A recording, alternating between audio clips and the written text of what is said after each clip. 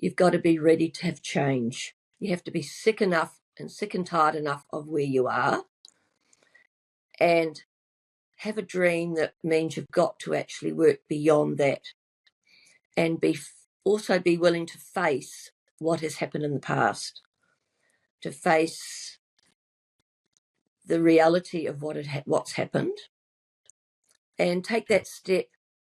It's into a new zone, but trust that you have the resources. And by recognizing you have the resources, you can make that change. We're here and we're back on Pat Mesede's best-selling author podcast. Christine Hayward is here, who's a registered nurse, a mindset coach, and a true expert in turning pain into purpose. And Christine spent decades caring for families and children as a midwife and maternal health nurse, but her real story goes much deeper. It goes into emotional and physical abuse, and Christine learned early on how to survive by wearing masks, but it was not until later in life that she discovered the power of truly loving herself, which helped her overcome depression, overcome gambling addiction, overcome workplace bullying. And so if you're the kind of person that's looking to transform your life from the inside out, redefining your identity, crushing limiting beliefs, reclaiming your dreams, then this might be the most important podcast interview that you ever watch or listen to. So, Miss Christine, glad to be speaking with you. And likewise, nice to be speaking with you too. Very nice. And so did I get that bio right? Is there anything that you feel like is worth mentioning as far as what has you focused, what has you passionate, excited? What are you all about? What are you up to? My passion now is to gradually transition out of work as a maternal and child health nurse, and to go into coaching, which allows me to continue making a change in people's lives, to have the privilege to lead them into finding where the path for them, the new path for them, and to actually live their lives and not get stuck like I did. Very good. And so can you tell us about just like what you've discovered from your adversity, from your struggles? What are the secrets to life? What do you wish that you knew about years ago? It would have been nice to have had more insight into how I was caring for myself, and that I had some answers, that I was finding them even as a child, and that would have helped my self-esteem. I had it for me, and I had the intelligence and the resources within to cope. And that would have given me more courage. And what does that look like? Like, what sort of struggles did you go through? What were those ups and downs like? My ups and downs were a life that was where I wasn't really encouraged to do my best. I wasn't acknowledged for my efforts. I lived in fear of my dad when he got angry. And it made it to this day, I still regret that Dad didn't know the real me. He didn't really know the real me because he didn't take time to try. But I don't think he now, in retrospect, when I look back, he didn't know how to do it. His parents didn't really know him. Grandma tried to parent us the same way, and that was shut up and just don't be seen. And it's only as I look back in wisdom and put myself in his place in different situations when I've been doing the work on me that I realised that's how Dad was parented. And he didn't know how to manage his emotions at all. Where Mum was just around, I was free to be me. And I just had to do a flip turn when Dad was around, just so I was safe.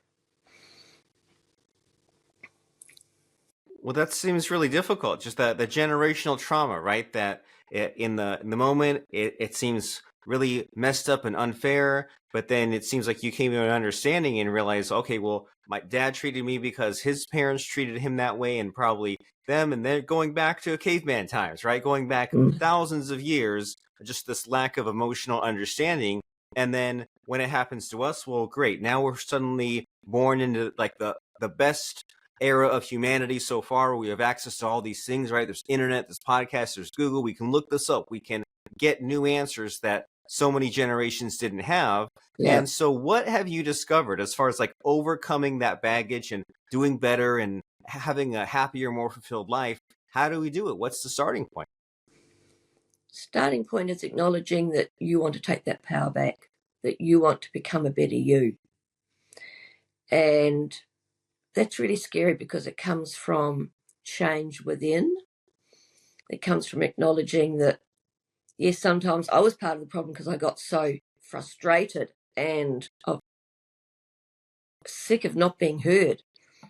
So I would sometimes just get consequences because I just couldn't hold it in anymore. That I've now learned that I am worthy of being heard. I am worthy of being seen. And what I say is worthy to be heard, that I do have wisdom. And writing this chapter was the most awesome thing I ever did. It only took me 2 years because I was too scared. When I finally sat down, I still procrastinated, even though I've taken myself away somewhere quiet for a weekend. The morning I still mucked around and didn't do it. And I said, get your bum on that seat and sit and write. I sat down and write, and it just literally almost spewed out of my mouth. It was like, and I couldn't write fast enough. I look back on a sentence and thinking, who wrote that sentence? Where did that come from? I don't remember writing that. And at the end, and so I wrote all afternoon. Oh, I better have some dinner now. It got cold, so I jumped into bed. I kept writing all night till it was finished. Well, very cool. They call that a flow state, right? Where you're so excited and it's almost like you're in a trance and the words come out. And the book and the chapter that you're referencing is called The Path to a New You, which you have co-authored with Pat Mesiti. And the title of that chapter is Unleash Your Full Potential. And if you were to tell someone, okay, you have to read this chapter, you have to get some of these secrets, are there one or two things that you think really stand out, or like one or two like really important problems that are solved within that book chapter?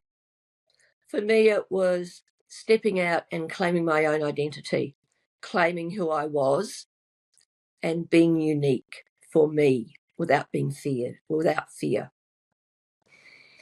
And it is also now being able to help others claim who they are, step out of their old beliefs, and really live their dreams, to go for it.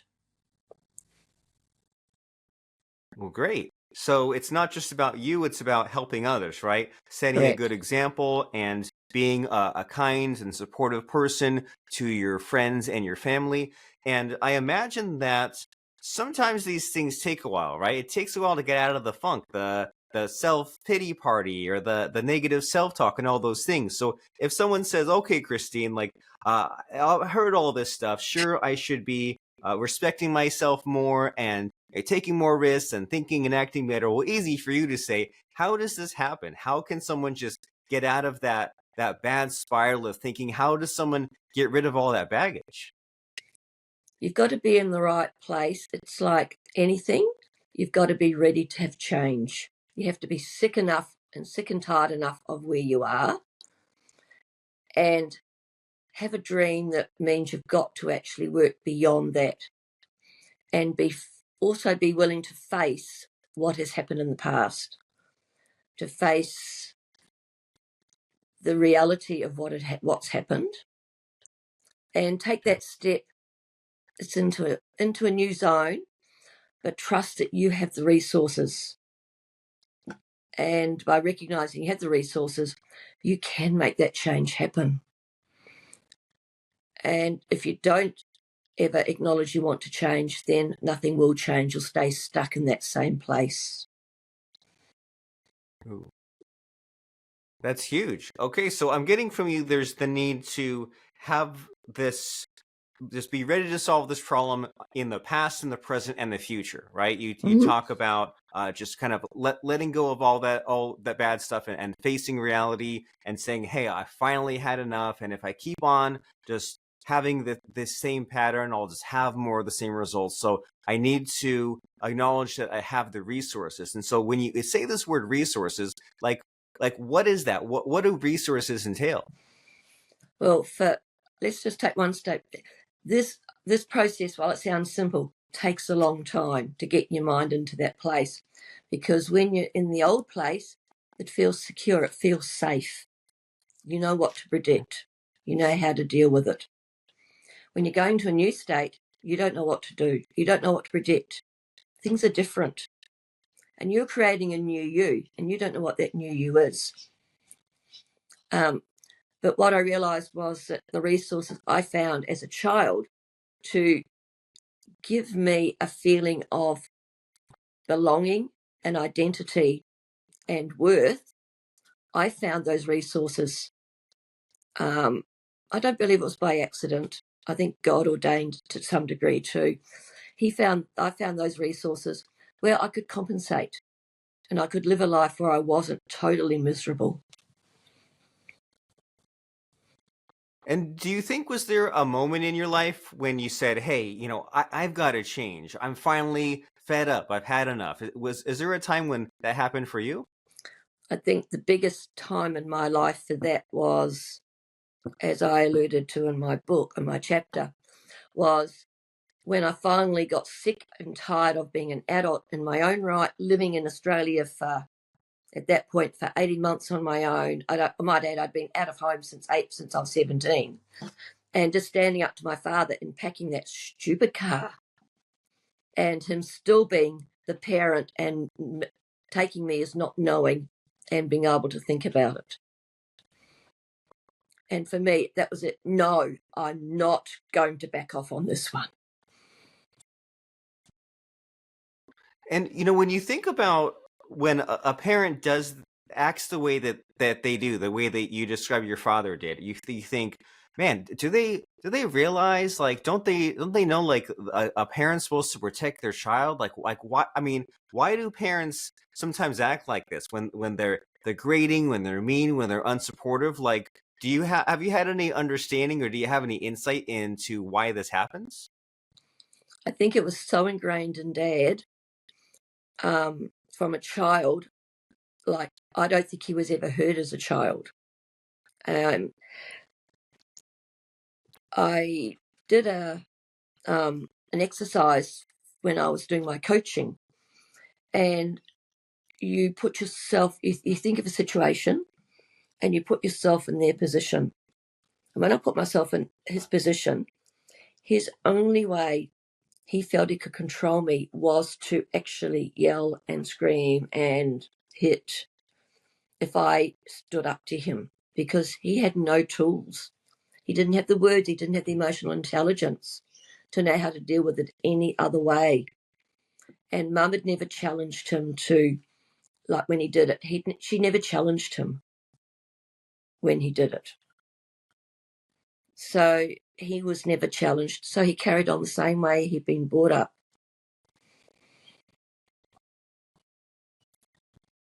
And that's helpful, right? Getting that empathy. So you figure that when in that situation, he didn't know any other way, he didn't have any other resources.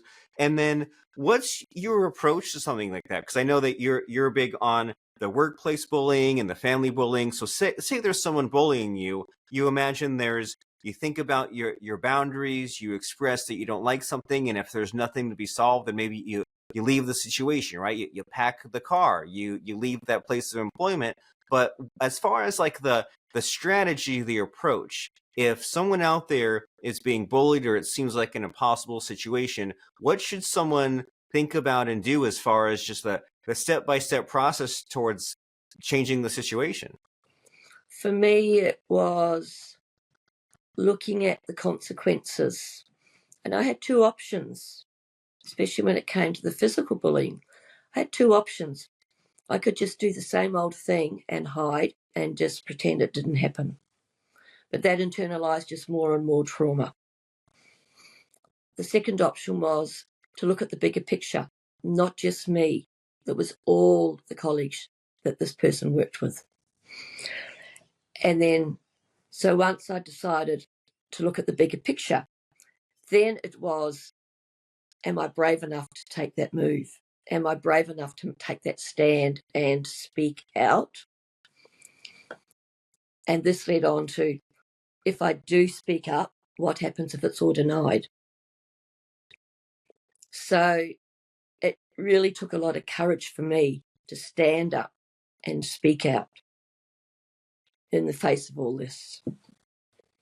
But in the end, I did it for the greater good, but also for my own good. I'm not going to be treated like that anymore.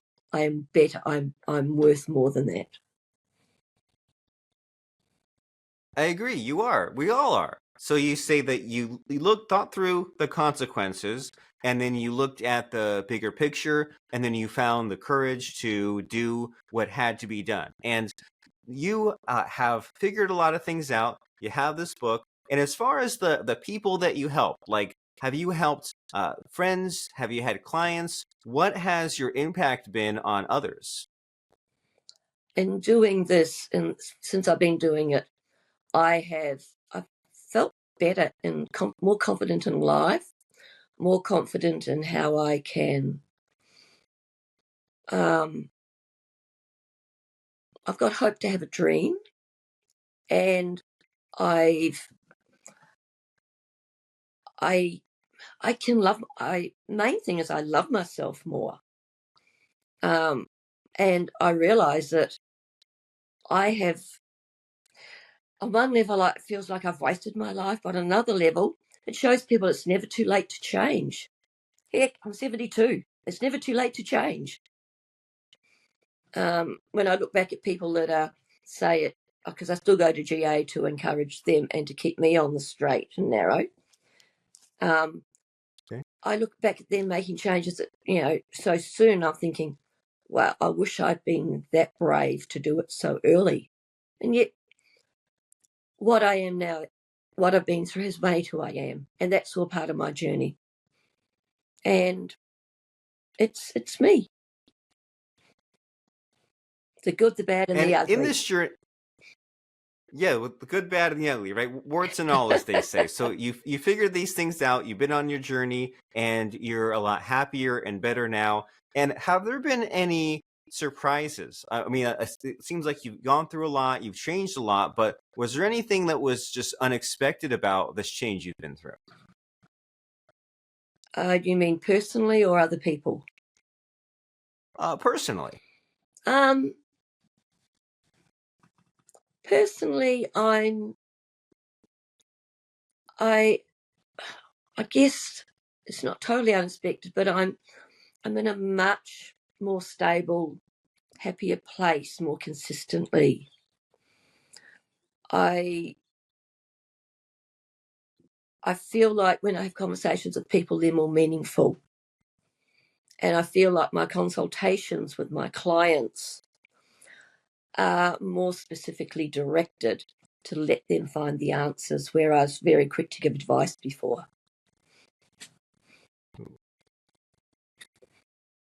And so speaking of these clients, what is your ideal type of person? If someone were to say, oh my gosh, I have this exact problem, and I'll take that problem to Christine and have this conversation, what kind of person do you help with what problem?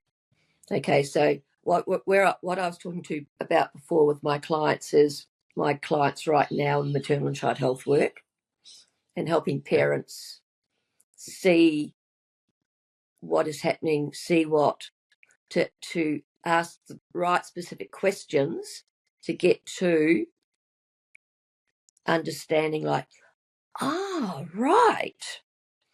And have I got time to share one example? Of course. I was sharing with a client and I felt we really connected in the consultation. And she was saying, yeah, I really love plants. And she said, at my husband's work, I go and look after their plants. I said, oh, that's great. She said, yeah, and my husband tells me I should ask for money. I should ask to be paid for it because Like every month I take my own equipment and all my own sprays and everything else. I said, well, why do you think you're not worthy of it? So I can't remember what her answer was. I said, well, what do you think? How do you feel when after you've done it? How do you feel about it? She said, I think they look fabulous. I feel like I've done a good job. So she said, how does that make the employees feel when they walk into that place? How does that make them feel? They'd probably be really happy. I said, yeah. So if they're really happy, what would that do to their work productivity? They'd probably work better. And I said, well, if they work better, how does that roll on to benefit for the boss? Make more money. I said, yeah. So how do you think he'd feel? Fabulous. I said, so now you think you're not worthy to ask for money? Oh.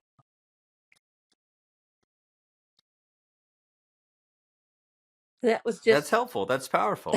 Yeah. So this is just an ad hoc, at the end of the consultation, ad hoc conversation with her. And it just came out. Yeah.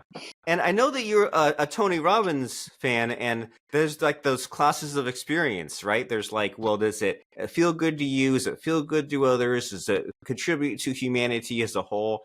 And it seems like you combine that with you asking the introspective questions. And if someone says, well, hey, I'm not worthy, I'm uncertain, I'm trying to find the courage, trying to find the resources, someone like you would say, well, look at all this kind of mental evidence we can pile up really quickly, and look at how much of a net positive it is with you helping people with their plants, or with you pursuing this hobby or providing this advice. It's so default to come up with negativity and reasons not to do something, but you have a helpful ally such as yourself to be a buddy, to be supportive, to ask these questions. You come to your own conclusions about how much what you do can help. And as far as someone reaching out for you, getting in contact with you, how can someone get this dialogue started? How can someone meet with you and get one of these sorts of coaching sessions set up?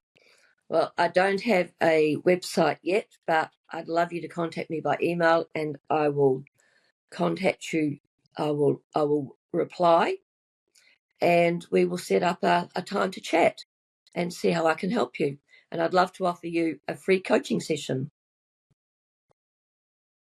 Okay, nice. And so that coaching session will explore how Christine's guidance can enhance your parenting journey and personal growth.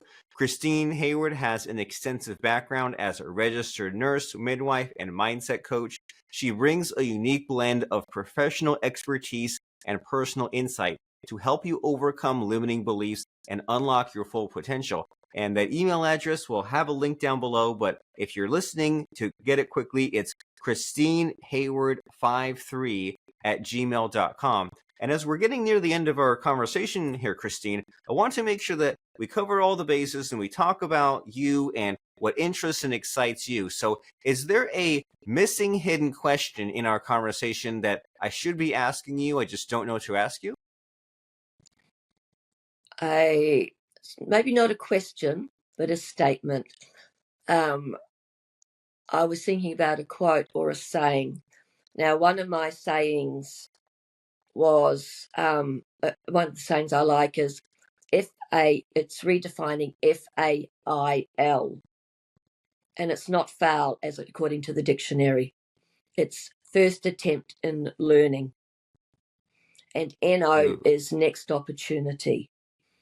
And I'm applying that. I'm applying that actually in life. I was in a situation last year where I did an exercise that I had to do to pass a particular course. And I did it, but it was like I was all in my head and I wasn't getting the responses and I had to meet certain criteria with how I did this particular exercise in facilitating a group. And that was just like very ordinary. And I had a chance. So the assessor said, well, I'll pass you, but you've got a lot of work to do. So I kind of had a bit of time in the corner, and I'm kind of just thinking about it. And then she said, well, we've still got time. There's only 2 of you. Now, the old me would have said, stuff it, not interested, don't want to know. The new me said, why not? Let's do it again. So I spun around and did it again. I moved from my head to my heart, and the whole session, I was buzzing. I was absolutely buzzing, and they were connecting, and conversation was just boom, boom, boom. And it was just the most awesome thing I'd ever done. And it was like chalk and cheese. So first attempt in learning and next opportunity are really important. Keep Yes, trying I it. agree. Keep They call trying that again and again. Yeah, keep trying. They call that reframing, right? It's so easy to let the self-defeatism win, and there's too much of that in the world. We need to do something different. So first attempt in learning and next opportunity, and let's think about that as we take that first step toward a more fulfilling life. You can schedule that free session today by emailing christinehayward53@gmail.com. You can also go and check out the Path to a New You book .com/AU to get the Australian version that will send you to amazon.com.au, where you'll find the book, The Path to a New You by Christine Hayward, co-authored by Pat Mesiti, to think these things through, right? We have the information available to us, so it's up to us to take in what Christine is telling us, and she wants to help us. She wants us to think better. So The Path to a New You, co-authored by Christine Hayward and Pat Mesiti. Miss Christine, you gave us so much help today. I really appreciate your outlook and your mindset. Thanks for jumping in, helping us out, assisting us. You've done great. Thank you.